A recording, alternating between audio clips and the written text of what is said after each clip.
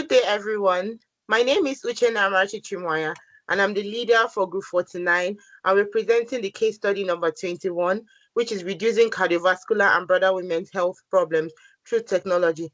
I, alongside my amazing colleagues, we are delighted to present our analysis of this urgent issue affecting millions of women in India. So we've specifically chosen this case study because cardiovascular disease is the leading cause of death amongst Indian women, yet it remains one of the most underdiagnosed and undertreated conditions, particularly in the rural areas. Gender disparities has played a vital role in this, and in the cardiovascular diagnosis and treatment, the access remains critically unaddressed, especially amongst rural Indian women. The statistics are alarming, and over 500 million women are estimated to live with undiagnosed CVD symptoms. On average, Indian women suffer CVD nearly 10 years earlier than women in high-income countries, compounding the problem rural women face, up to 40% lower access to diagnostic and preventive care. This isn't just a public health issue, it's also an economic one. Poor health in women is linked to higher rates of mortality, in reduced household income, and an unsustainable burden on India's health system. So to understand the urgency of this issue, we need to ask ourselves these questions. Why India? Why women? And why cardiovascular disease? India carries a massive portion of the global burden of heart diseases. And within India, women, particularly in rural areas, are falling through the cracks. They're often not diagnosed until it's too late, mainly because of a mix of medical neglect, social norms, and access barriers. If you look at the data, nearly a third of Indian women in their reproductive years are hypertensive, and a huge number of them have never had their blood pressure or their cholesterol checked. And the silence around preventive care is one of the key issues we've tackled in this project. So where does technology come in? India now has hundreds of millions of smartphone users. Rural smartphone access is growing quickly, and platforms like N. and Ayush Bharat's digital mission are setting up the groundwork for telemedicine and digital health records. On paper, this sounds promising, but in practice, the adoption rate, especially amongst rural women, is critically low, and this gap is what we're focusing on. To make sense of the behavior we are seeing, we've used the health belief model because it has helped us to unpack why women might not seek care, even when tools exist. Many don't see themselves as being at risk. Others may be aware, but fear of what the diagnosis might mean, both socially or financially. There are also practice barriers, like not even knowing how to use the app or needing permission from a male figure in the family to visit a clinic. We've also looked at the role of confidence.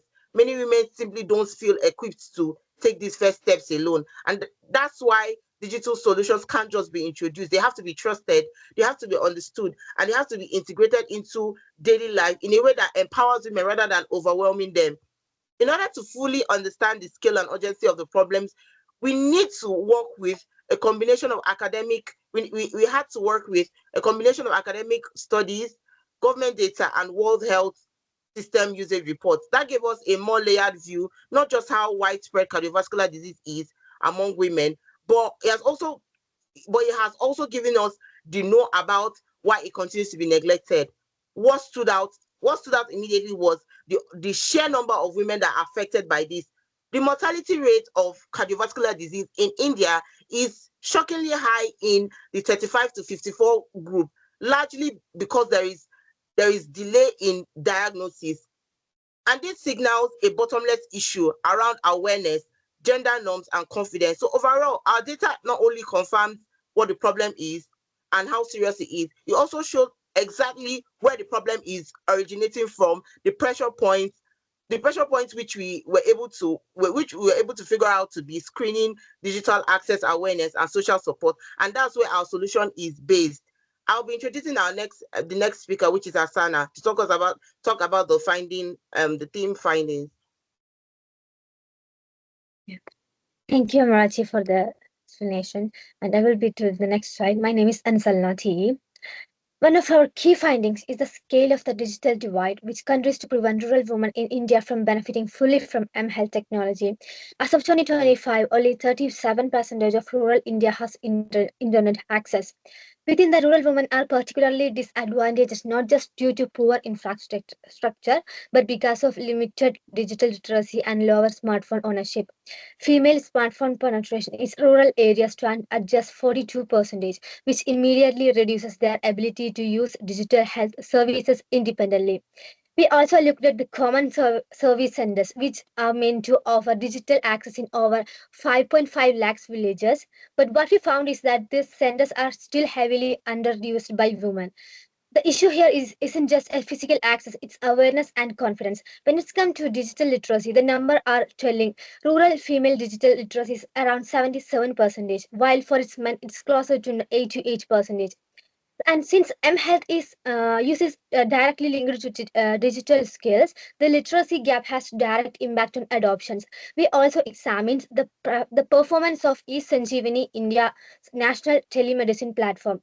Women make up only 34% of users. The gap shows us that digital health isn't reaching the people who need it. Most of the barriers aren't just technological, they are social and behavioral.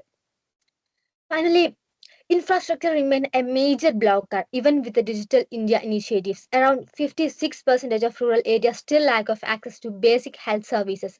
So even where digital tool exists, they often cannot plug into the local health system. This finding is serious. Without addressing digital access, literacy, and infrastructure together, digital health strategy will continue to miss rural women, the very group most at the risk of undiagnosed cardiovascular diseases. Next slide, please.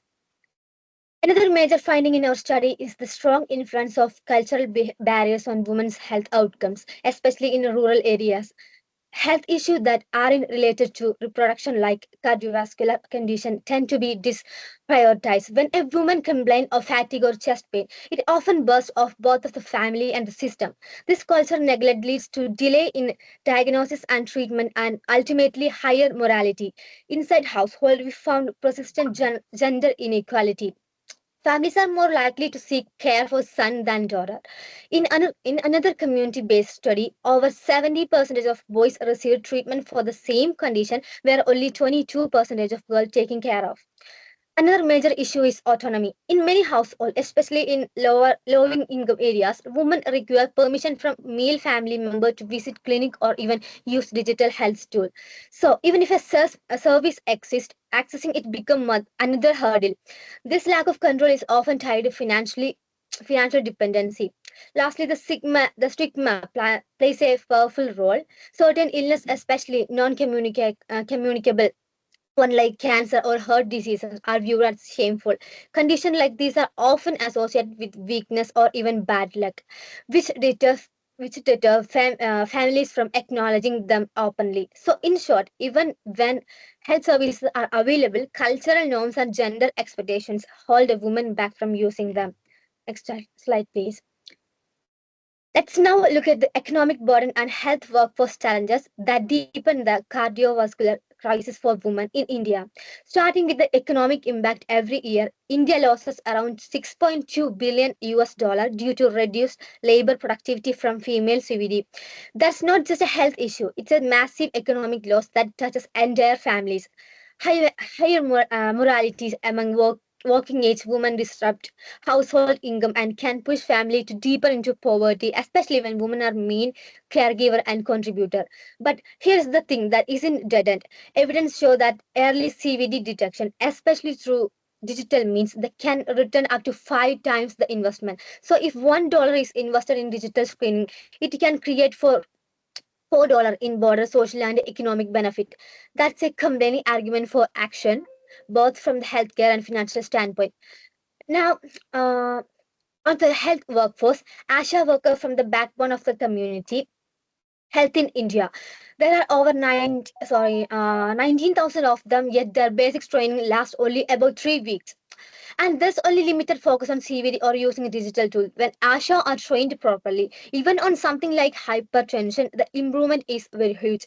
Like one program showed a jump in knowledge from 64% to 84% in just 3 months. Unfortunately, digital competence is still low among many frontline workers. While telemonitoring platforms are improving skill, their reach remain patchy. So, if we are serious about using technology to tackle women's health, we can leave a health workforce behind. Together, these findings highlight a clear message: without investing in both people and prevention, progress will stop. And it's women, particularly in rural areas, who pays the price. I will let the next colleague of yes, Chikam. Sorry, Uchumun. Yeah, thank you, Asana. My name is Chiamaka Stella Ujumuna.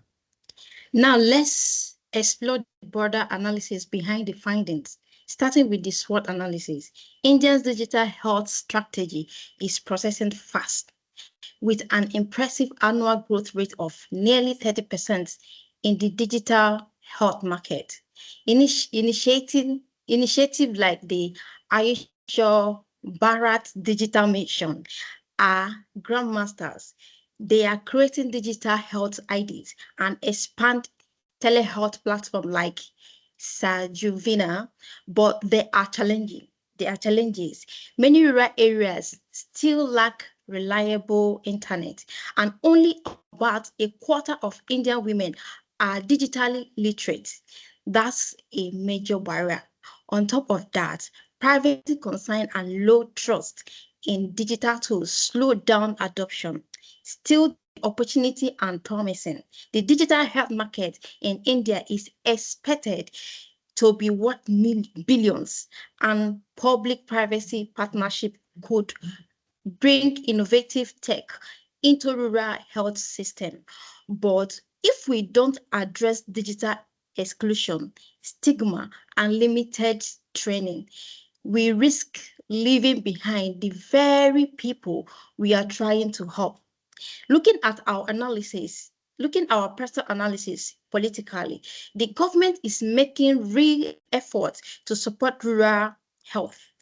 But economically, the burden of cardiovascular disease is huge, with lost productivity affecting entire families, societies, stigma, low autonomy, and traditional gender norms, and massive barriers.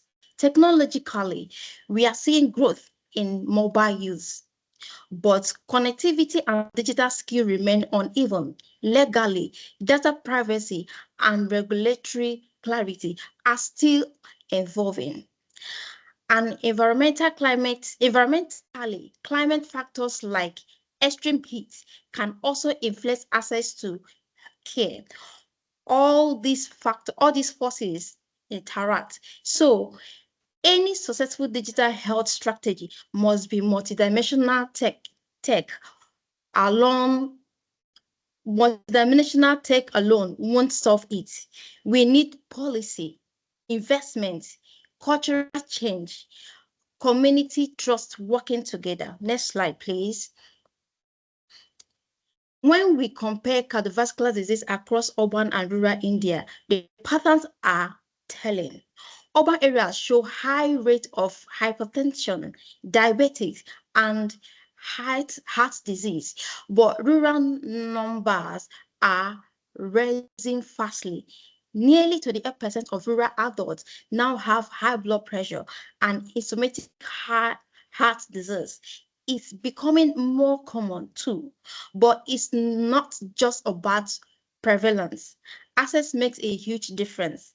States like Kerala and Tamil Nadu have strong health systems and report low rate of undiagnosed cardiovascular disease, while regions like Bihar and Uttar Pradesh struggle with poor infrastructure. And that shows up in data, with more women going undiagnosed and untreated. Not Northeast India also lag behind, especially when it comes to stroke care and women with health service. This disparities highlights why technology alone isn't enough. We need targeted regional investment and better service delivery. We are serious about improving outcome. Prevalence of cardiovascular condition in rural versus versus urban area in India. Urban areas shows high prevalence of hypertension 34%, diabetic 17%, and ischemic heart disease 14% compared to rural areas. Even in rural setting, hypertension and high H hypertension and IHD are rising significantly, 28 and 7.4% respectively. Stroke and rheumatic health disease shows similar level across both urban and rural regions. Regions access to healthcare in India. Regions like Kerala 8.5 and Tamil Nadu 7.8 demonstrate the best healthcare access, aligning with better outcome and low undiagnosed cardiovascular disease rates. States like Bihar 3.2 and Uttar Pradesh 4.1 have the poorest infrastructure. This correlates with high undiagnosed cardiovascular disease cases and poor outcome. North India, Northeast India also lack, particularly in women's health and stroke care. Now I hand over to my colleague, Tariq. Thank you so much. Now I'm going to present um, the short-term levers. In the short-term levers, the focus need to be making a digital health and more accessible and user-friendly. Once effective steps is introducing the local language micro apps that are under 10 MB with voice prop. This help bypassing the literacy and bandwidth issues, especially in remote areas. In one trial, they along increased the number of the women getting scanned from the health diseases by over 30% in a 6 month, which is significant. Next, we need to equip the force frontline worker like ASHS with digital skills. Even with the small 5 days bot camp spotted by the WhatsApp-based linked helplines can help them become attack interpreters. For the community, our state-run program shows that after training the women using of our teleconsultancy services jump from 46% to over 80. We also recommend the targeting awareness push through the challenge people already use like the WhatsApp, local radios, and the village health days. One the campaign like this leads to 25% rise in a rural women says they don't go for the scanning, so the small culture relevance effort can go a long way. So the next is the long term levers. Now look the long terms. The idea is to be blend fundings, partnerships, and the policies for the sustainable impact. A key move is setting up the Triple B Run Digital Health Concert, funding the partly through the corporate social responsibility schemes and reimbursed via the state's insurance. This can cut the visit cost dramatically. Is under the area where able tax is an other powerful lever. Smart pact and the digital stethoscopes are already spotted in sinus issues like the arrhythmia and high blood pressure. India's wearable tax market is booming. This is a good time to challenge the channel the energy into our women health, heart health. And a final, we propose the embedding a CVD check into an existing material programs since antenatal care already reached over 80% of the Indian women. This is a small interpoint. One pilot that added a ECG and a blood pressure check during AHC as visits saw a clear depth in metabolic morality. So the next is the limitation and the future risks. While the vision for driving the cardiovascular care is a rural Indian is promising, we must be realistic about the road blockade infrastructure in a major hurdle. Only the 30% of the village has a reliable fiber connectivity, and many digital health pilotings haven't sailed beyond the small regions. Then there are funding uncertainty cuts to the national health budgets, create the hesitations around the long-term digital investment. We also have a negative culture resistance in some cause. One of the five women experience discomfort with the body worth health sensors, raising the vital privacy concern despite their challenges. So the loss is conclusion. In the conclusion, the cardiovascular disease isn't just a medical issue, it's a development challenge for the Indian woman. When if we invest in a frontline worker, local language tools, and embed the scanning into our material care, the rapid effect is a massive, better health, more secure families, and a stronger economy. The smart community rooted in innovation can change the living because ultimately the health of the woman isn't just a progress, it is a foundation. So thank you so much everyone. This is all about our presentation.